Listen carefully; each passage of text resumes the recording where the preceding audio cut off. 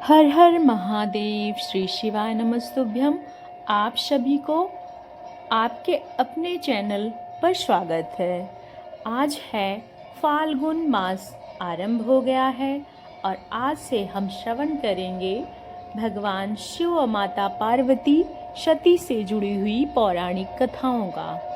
फाल्गुन मास की इस पावन प्रातःकालीन वेला में आप सभी श्रोतागणों का स्वागत करती हूँ मैं सुप्रिया मिश्रा।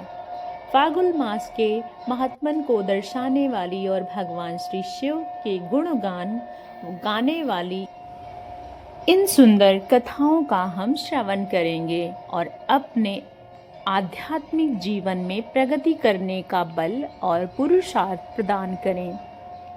इसके साथ ही चलिए आज की फाल्गुन मास कथा श्रवण करते हैं।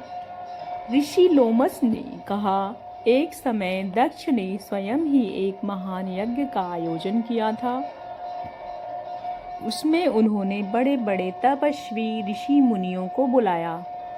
वशिष्ठ आदि अनेक महर्षि उस महायज्ञ में पधारे और अगस्त, कश्यप, अत्रि, वामदेव, भृग, दधीच, भगवान वासुदेव, व्यासदेव, भारद्वाज समस्त ऋषि वहाँ पर पधारे। बाकी और भी बहुत सारे आए। सभी देवज्ञ, समस्त लोकपाल, विद्याधर, गंधर्व और किन्नरों का भी आगमन हुआ। उस यज्ञ में सत्यलोक से लोक पितामह ब्रह्मा जी भी वैकुंठ धाम से भगवान विष्णु को भी बुलाए गए थे। इंद्र आदि देवताओं को बुलाया गया था। रोहिणी के साथ चंद्रमा, अपने प्रिय साथ वरुण देव भी आए थे। समस्त देवी देवता वहां पर आए थे, सभी विराजमान थे। बस केवल भगवान शिव यानी कि महादेव को वहां पर अधिपति ने नहीं बुलाया था। और इस प्रकार सभी लोग दक्ष की यज्ञशाला में उपस्थित हुए थे। उनके यहाँ विश्वकर्मा के बनाए हुए अनेक दिव्य भवन थे। वे सभी बहुमूल्य उपकरणों से सजे हुए थे और अंततः प्रकाशमान थे। उन्हीं भवनों में दक्ष ने अपने समागत अतिथियों का यथा योग स्थान देकर ठहराया था। उसमें उन्होंने भृगु आदि तपोनिधों को रजोतेव्य बनाया। अनेक प्रकार के कौतुक और मंगलाचार संपन्न करने पर दक्ष ने उस यज्ञ की दीक्षा ली। साथ में उनकी धर्मपत्नी भी बैठी। ब्राह्मणों की स्वास्ति वाचन उन्होंने समय पर सूर्य देवों से घिरे हुए दक्ष अपना महत्व बढ़ाने जाने के कारण अधिक सुशोभित हो रहे थे। उसी समय महर्षि दधीच जी वहां दक्ष को इस प्रकार कहना आरंभ किया। ऋषि दधीच जी ने कहा, प्रजापति, यह देवेश्वर गण, यहाँ बड़े बड़े महर्षि और लोकपाल भी तुम्हारे यज्ञ मंडप में पधारे हैं, लेकिन महात्मा और महान ज्ञानी भगवान शंकर के बिना यह सब फीका सा लग रहा है। और जिन त्रिनेत्रधारी भगवान के अधिकार में आने पर अमंगल भी तत्काल मंगल के रूप में बदल जाते हैं, वे अब तक यहाँ क्यों नहीं पधारे? उनके दर्शन क्यों नहीं हो रहे हैं? दक्ष, अब तुम्हें भगवान विष्णु और इंद्रदेव के साथ जाकर परम श्रेष्ठी भगवान महेश्वर को बुला ले आना चाहिए। उन योगी शंकर की उपस्थिति के बगैर यह समस्त यज्ञ पवित्र हो जाएगा, सब पुण्यमय हो जाता है। दधी जी के वचन सुनकर दक्ष प्रजापति क्रोध में आ गए। बड़ी उतावली के साथ उन्होंने कहा, वैसे तो उनका भाव अंदर से दूषित था, लेकिन ऊपर से हंसते हुए वह बोलने लगे। उन्होंने कहा, संपूर्ण देवताओं के मूल तो भगवान विष्णु है, जिनमें सनातन धर्म की स्थिति है। संपूर्ण वेद यज्ञ उनके प्रकार के सत्कर्म की प्रतिष्ठा है। वो भगवान विष्णु तो यहाँ पधारे हुए सत्यलोक के लोक पितामह ब्रह्मा जी भी आ गए हैं। उनके साथ जरा देखिए, समस्त वेद, उपनिषदि और नाना प्रकार के आगमन भी यहाँ पर ही हैं। इस प्रकार आप जैसे निष्पाप महर्षि गण भी यहाँ पर पधारे हैं, तो जो यज्ञ कर्म के योग्य हैं, संतति और सुपात्र हैं, उनको हमने यहाँ पर बुलाया हुआ है। वहाँ पर शंकर की कोई आवश्यकता नहीं है। आपके होते हुए हमें रुद्र से क्या ही प्रयोजन रह जाएगा। हे ब्राह्मण, आप सब लोग मिलकर मेरे इस महान यज्ञ को सफल बनाइए। दक्ष की ऐसी बात सुनकर ऋषि दधीच ने कहा, पवित्र अंतःकरण वाले समस्त श्रेष्ठ महर्षियों और देवताओं के समुदाय को ही यह बड़ी भारी अन्याय हुआ कि भगवान शिव को आमंत्रित नहीं किया गया। महात्मा शिव के बिना इस यज्ञ में शीघ्र ही महान विघ्न होने वाला है। यह कहकर महर्षि दधीच अकेले ही दक्ष यज्ञशाला से निकल पड़े और तुरंत अपने आश्रम को चले गए। उनके चले जाने पर दक्ष ने हंसते हुए कहा, ब्राह्मणों को दधीच शंकर के प्रेमी हैं, वे चले गए। आप सब लोग वैदिक सिद्धांत के रत रहने वाले हैं। भगवान विष्णु आप सबके अग्रणी हैं। आप शीघ्र ही अपने लोग यज्ञ को सफल बनाइए। जब दधीच प्रजापति ने यह कहा तो सभी महर्षियों ने वहां पर देव यज्ञ आरंभ कर दिया।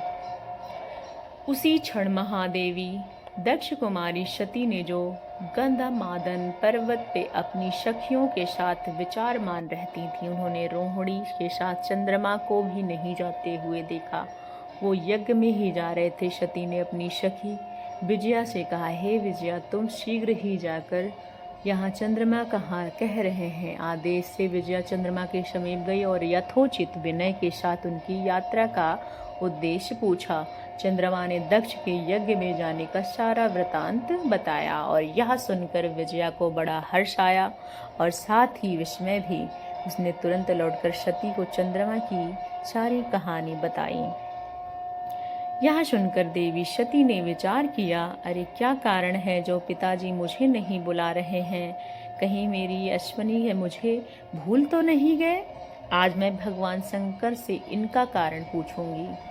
ऐसा निश्चय कर सती देवी ने सखियों को वहीं ठुकरा दिया और स्वयं भगवान के पास पहुंच गई। उन्होंने देखा त्रिनेत्रधारी महेश्वर सभा मंडल के विराजमान हैं।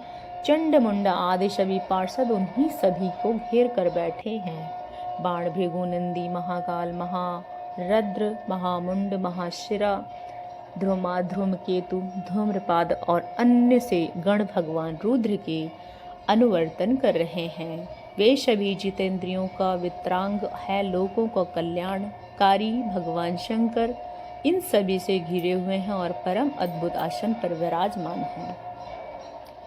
सती का मन भगवान शिव के दर्शन के लिए आकृष्ट हो गया और शांत हो गई। उन्हें सहसा उनके समीप चली गई। भगवान शिव ने बड़े ही आदर के साथ प्रीति युक्त वचनों से सती का आनंदित किया और कहा, हे प्रिय, इस समय यहाँ तुम्हारे आगमन का क्या कारण है? तब सती ने कहा, हे देव देवेश्वर, मेरे पिता के घर पर महान यज्ञ हो रहा है, उसमें चलने के लिए आप रुचि क्यों नहीं ले रहे हैं?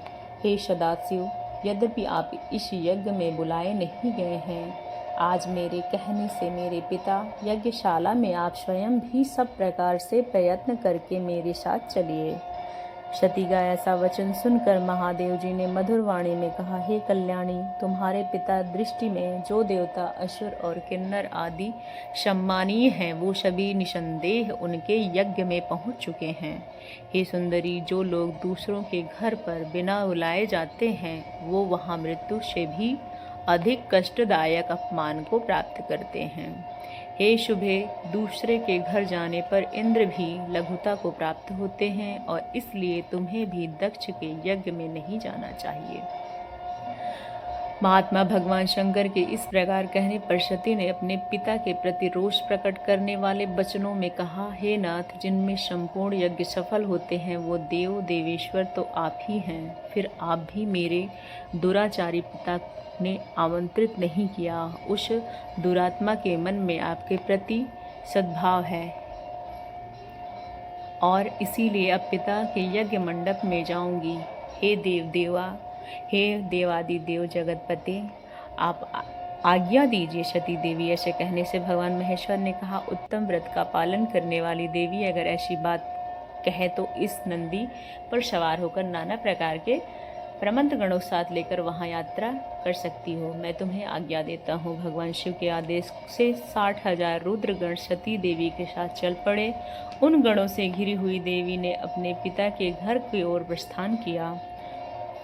सती देवी जब पिता के घर चली गई उस समय सभी बातों पर विचार करके भगवान महेश्वर ने अपने मुख में एक वचन निकाला। अपने पिता द्वारा अपमानित होकर दक्ष कुमारी सती अब फिर यहाँ पर कभी भी लौटकर नहीं आएंगी। इतना कहकर भगवान शिव समाधस्थ हो गए। और यह थी हमारी आज की फाल्गुन मास की कथा श्रृंखला। इस कथा में आने वाले कल एक और रोचक मोड़ पर आने वाला है, वह हम सुनेंगे इसी कथा श्रृंखला की अगली कड़ी में कल प्रातःकालीन बेला में। आप सभी ने अभी तक चैनल को अगर सब्सक्राइब नहीं किया है तो प्लीज़ सब्सक्राइब कीजिएगा और नोटिफिकेशन ऑन रखिए।